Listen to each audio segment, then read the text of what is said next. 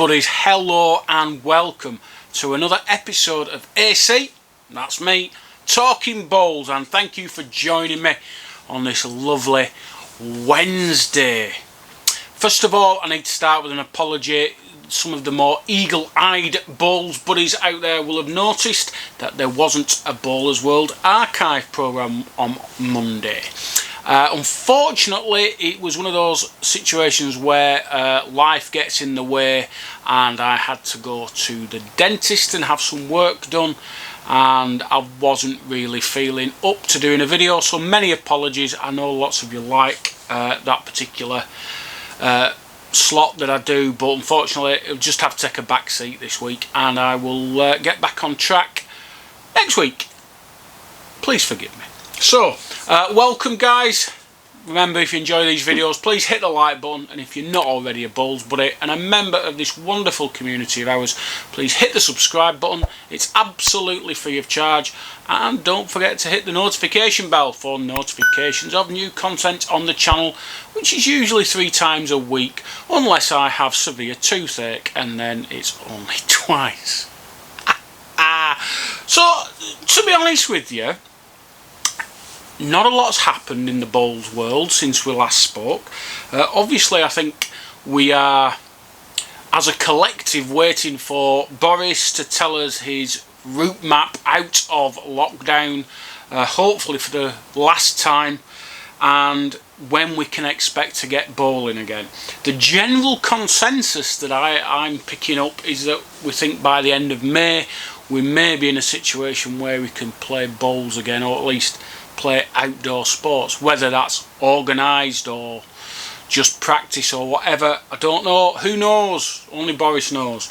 But I've seen quite a few posts on Facebook saying that leagues are going ahead with planning their league structures around starting the end of May, which is fantastic news. That, you know, it keeps us going that little bit. I know the Murfield League have plans. What was called the East Lancs Super League, I'm not sure if it's going to be called the East Lancs Super League anymore, soon as there's teams from outside of East Lancs playing in it. But I think the plans for that particular league are going ahead.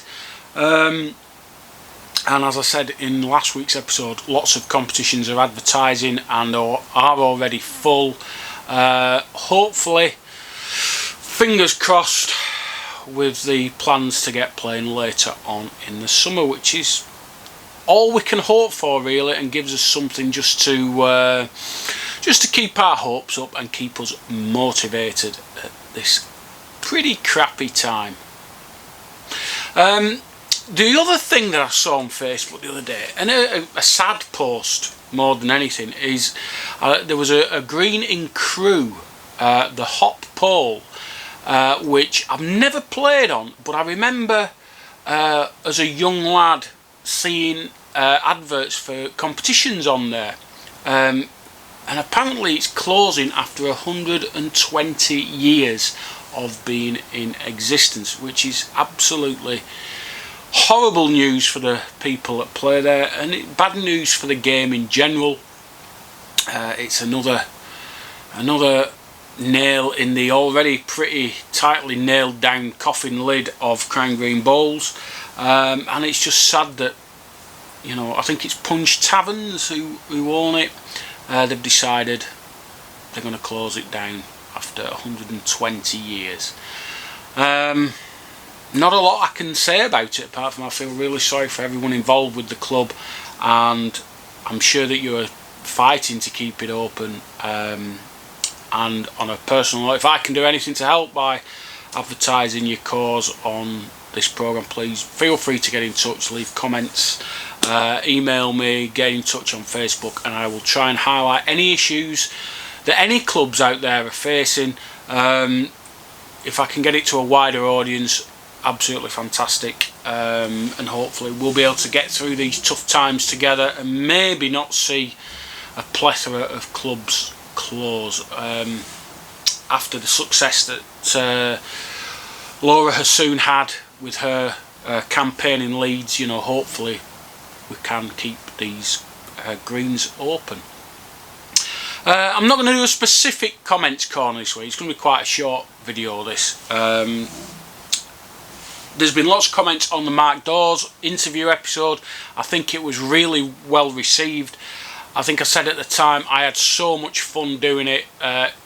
We spoke for maybe another 40 minutes off camera, having a bit of a laugh, and never spoke to Mark before, but he comes across as a sort of amiable guy that you can just have a chat with, and that's absolutely the case. So thank you for all the positive feedback on that. I was a bit nervous about it because I don't think I'm the best interviewer. I'm not the best listener, but we got through it, and I think we did something pretty good. Thank you for everyone who has asked for various people to be interviewed. I think Graham Wilson, Callum Ray, Bob Hitchin have all been mentioned, and I haven't approached anyone yet. There will be another one next month, probably in the middle of the month, and I will sort of, I'm trying maybe not to go for obvious choices.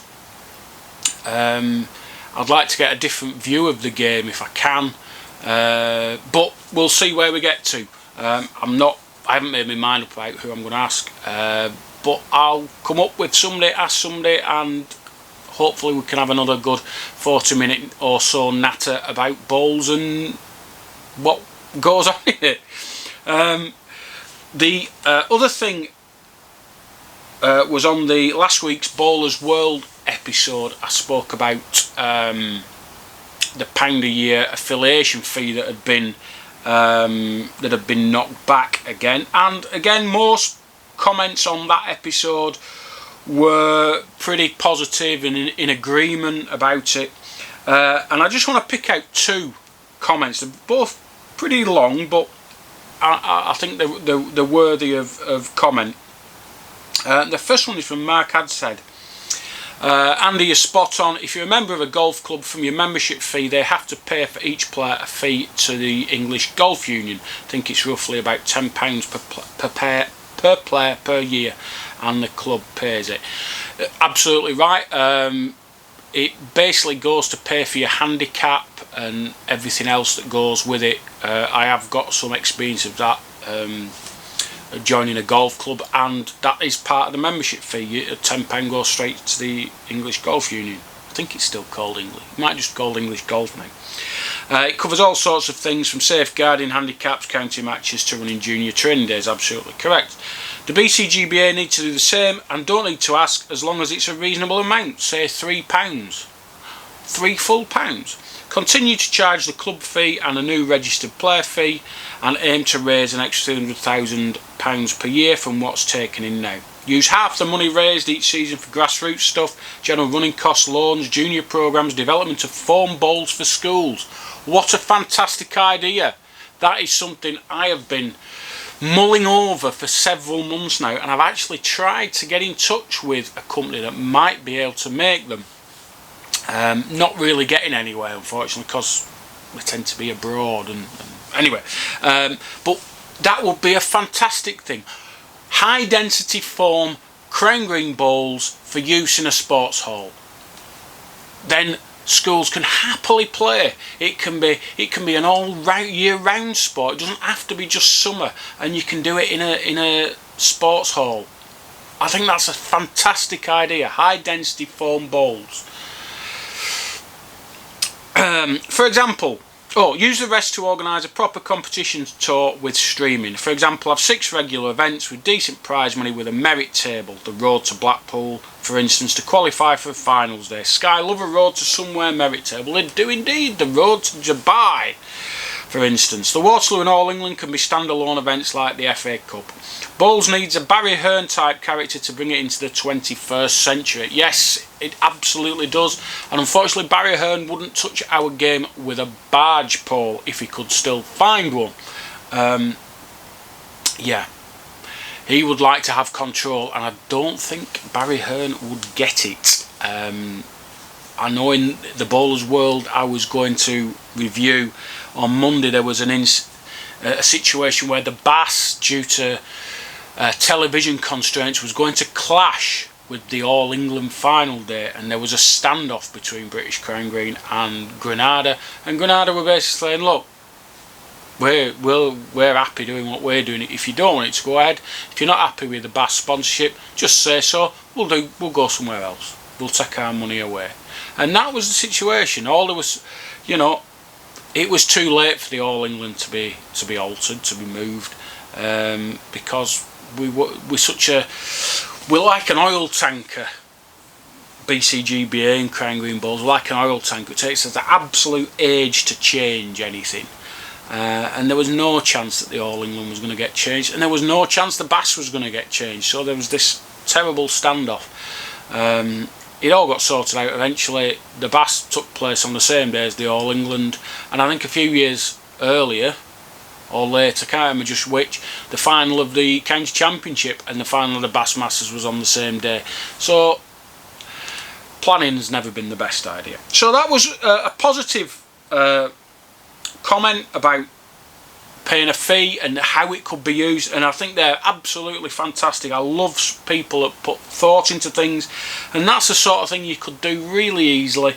And I'm not saying this is a negative post by any means, but John Howarth put, can't disagree re the need for funding, but I have concerns over any notion of a charge per player.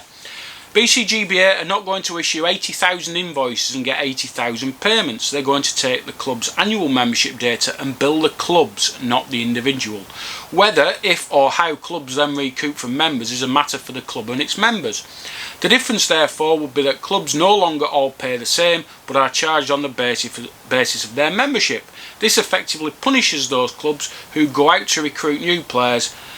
Whilst at £1 it may matter little, but at some stage those clubs may see little incentive in being proactive. By all means increase the affiliation fee if needed, but not on the per capita basis. I'd be very surprised if other sports do this.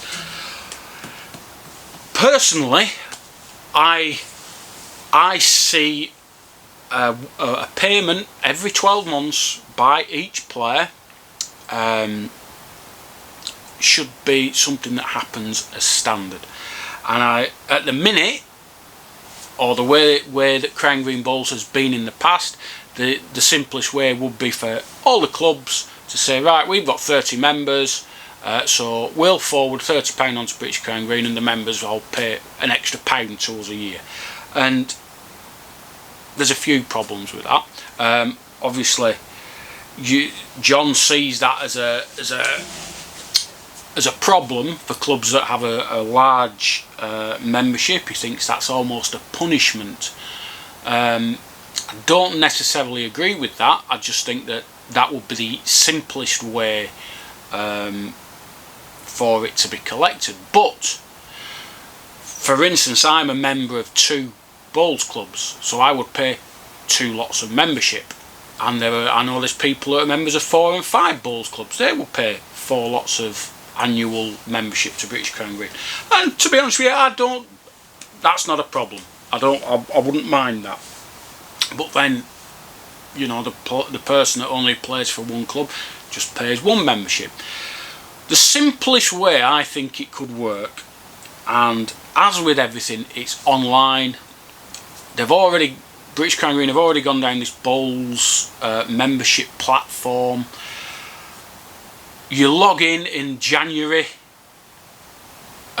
you pay your £1, you get a unique identifier, and before you play in any league or competition, you have a unique identifier number, and that can be checked against the database.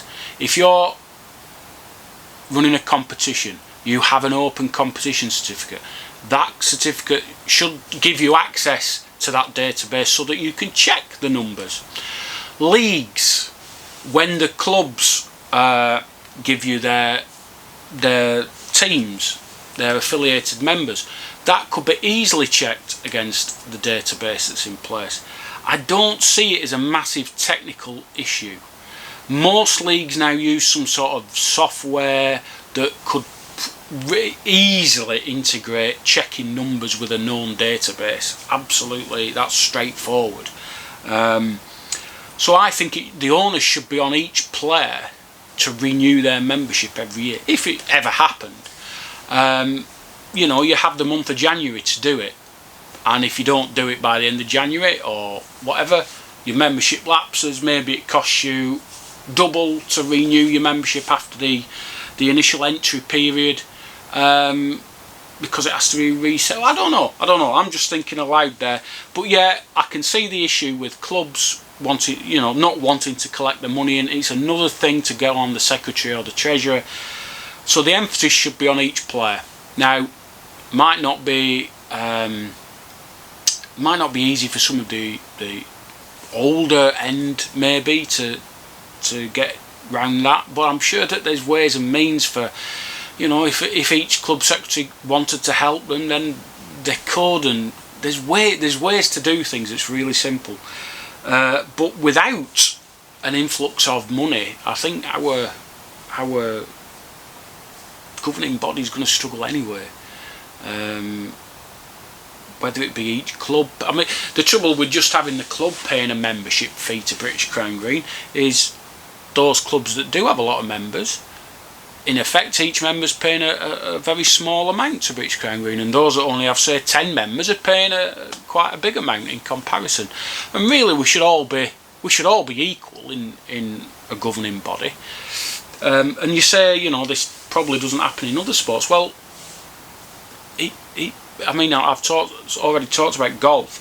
If you're a member of 2 golf clubs, you pay 2 lots of affiliation fee to English Golf. But that's reconciled in a database, so they don't think it's 2 members, they know it's the one person that's a member of 2 clubs. And other sports, maybe like football for instance, I don't think you can be a member of 2 football teams in a proper league, you know what I mean? It's maybe it's a bit more straightforward. Well, the sun's come out, how nice. So that would be my suggestion. They're already going down this membership platform, that name escapes me. It should be opening for a month, 2 months, whatever. You pay your membership fee, you get a unique identifier, you can play bowls, then you have to give that, like I've got an NL number, North Lancs card, I've still got it somewhere, 4570, something like that. No one's ever asked me for it, never had to show it to play, never had to do anything with it, apart from give it to a new club when I've joined, and that's it. So I suppose the system's sort of already there, but I still think the onus should be on the player to be an individual member of BCGBA. As it stands, none of that matters anyway, because doesn't happen, and will it ever? I don't know. So guys, I'm leaving it there. My battery's running out. I've done 18 minutes, that's about as much as you're getting. Join us Friday for part 2 of the Monday morning last 32 second part, and I'll see you next week for a bit more of me talking bowls. Have a good weekend, keep your mask on, stay safe, and I'll see you soon. Bye for now.